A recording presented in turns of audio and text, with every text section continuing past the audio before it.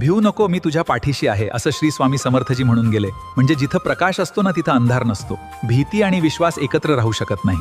Positivity आणि negative एकत्र राहू शकत नाही. बऱ्याच वेळा पॉझिटिव्ह होतो, निगेटिव्ह होतो, पॉझिटिव्ह होतो, निगेटिव्ह होतो नाही, मोटिवेशनही नाही.